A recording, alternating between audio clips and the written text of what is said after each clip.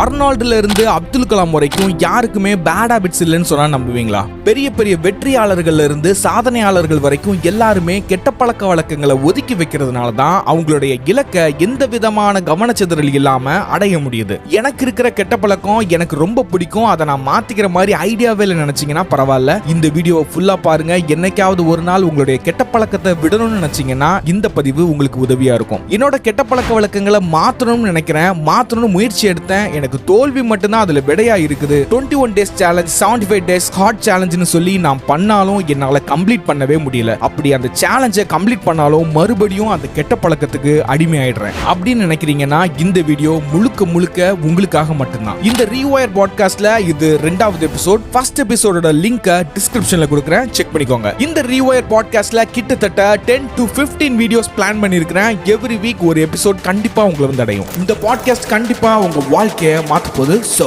stay connected. Hello மக்களே, நான் உங்கள் நண்பன் navies. Welcome to the channel talkseries podcast. உங்களுக்கு பிடிச்சிருக்கிற கெட்ட பழக்கத்தை மாத்துறதுக்கு முன்னாடி முதல்ல மாத்த வேண்டியது உங்க மைண்ட் செட் தான். அதுல நம்ம பார்க்க போற முதல் mind set challenge mind set. தம்ப்நெயில்ல 21 days சேலஞ்சை பார்த்துட்டு தானே உள்ள வந்தீங்க.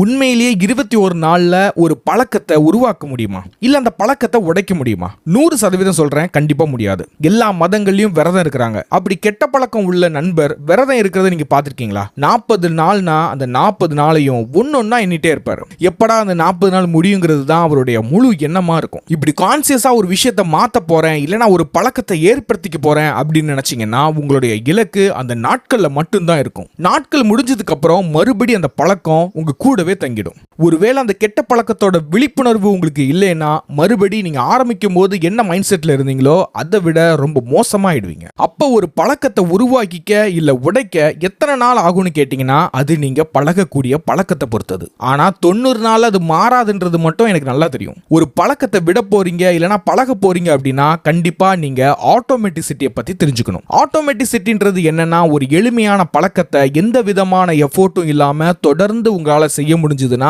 அதுக்கு பேர் தான் ஆட்டோமேட்டிசிட்டி. உதாரணத்துக்கு டெய்லி நீங்க பிரஷ் பண்ற மாதிரி. சில பேர் பிரஷ் பண்றது கூட சோம்பேறித்தனம் பண்றாங்க. என்ன செய்ய? டெய்லி ஒரு கிளாஸ் ஆஃப் வாட்டர் குடிக்கிறது ரொம்ப ஈஸியான பழக்கம் தான். அதை உங்களால எந்த எஃபோர்ட்டும் இல்லாம பண்ண முடியும். இப்படி பண்ணும்போது சீக்கிரமாவே உங்க பிஹேவியர் ஹேபிட்டா மாறிடும். ஆனா டெய்லி 50 செட்டப்ஸ் பண்றது கஷ்டமான விஷயம் தான். அந்த பிஹேவியர் உங்களுக்கு ஹேபிட்டா மாற கிட்டத்தட்ட 100 நாட்களுக்கு மேல ஆகும். இப்போ உங்களுக்கு புரிஞ்சிருக்கும்னு நினைக்கிறேன். அப்ப 21 days challenge, 75 days hard challenge பண்றது தப்பா அப்படின்னு கேட்டீங்கன்னா இந்த சேலஞ்ச் மட்டும் இல்ல, எந்த விதமான சேலஞ்ச் பண்ணாலும் அதை முழுசா கம்ப்ளீட் பண்ண ட்ரை பண்ணுங்க. முழுசா கம்ப்ளீட் பண்ணும்போது உங்களுக்குள்ள ஒரு கான்ஃபிடென்ட் வரும். அந்த கான்ஃபிடென்ட் உங்க கெட்ட பழக்கத்தை மாத்துமான்னு கேட்டா அது இல்லைன்னு தான் சொல்லணும். ஒருவேளை இந்த சேலஞ்சை அக்செப்ட் பண்ணிட்டு பாதிலேயே கைவிட்டுட்டீங்கன்னா உங்க மூளைக்கு நீங்க தவறான தகவல் அனுப்புறீங்க. என்ன தகவல்? நீங்க எந்த வேலையுமே முழுசா செஞ்சு முடிக்க மாட்டீங்க அப்படின்ற எண்ணத்தை உங்க மூளைக்கு நீங்களே தகவலா கொடுக்குறீங்க. இப்படி தொடர்ந்து பண்ணும்போது நெக்ஸ்ட் நீங்க எந்த விஷயம் பண்ணாலும் கிவ் அப் பண்ணிடுவீங்க. ஏன்னா ஆல்ரெடி உங்க மூளையை அப்படிதான் ட்ரெயின் பண்ணி வச்சிருக்கீங்க. சோ சேலஞ்சை அக்செப்ட் பண்றது நல்ல விஷயம் தான், ஆனா அதை முடிஞ்ச அளவுக்கு கம்ப்ளீட் பண்ண ட்ரை பண்ணுங்க. இன்னொரு விஷயத்தை நல்லா புரிஞ்சுக்கோங்க, இந்த 21 days hard challenge கண்டிப்பா உங்க வாழ்க்கையை மாத்த போறது இல்ல, உங்க பழக்க வழக்கத்தையும் மாத்த போறது இல்ல. சோ இந்த மாதிரி 21 நாளில் உங்கள் வாழ்க்கையை மாற்ற வேண்டுமா, 7 நாளில் உங்கள் வாழ்க்கையை புரட்டி போடும் சேலஞ்ச் அப்படின்னு சொன்னாங்கன்னா யாருக்கிட்ட காதுல சுத்துற பூவ அப்படின்னு கேளுங்க. So don't count the days, feel the journey. The second mindset is fail mindset.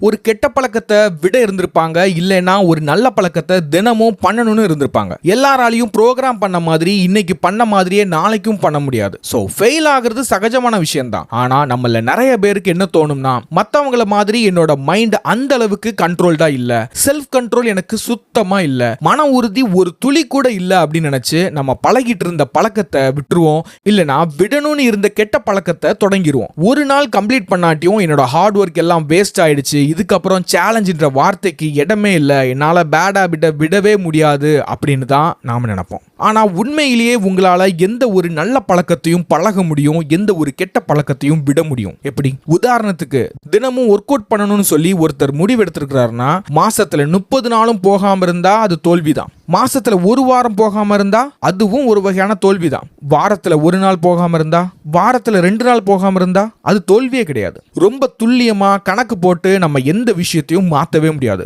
Because we are humans, not robots.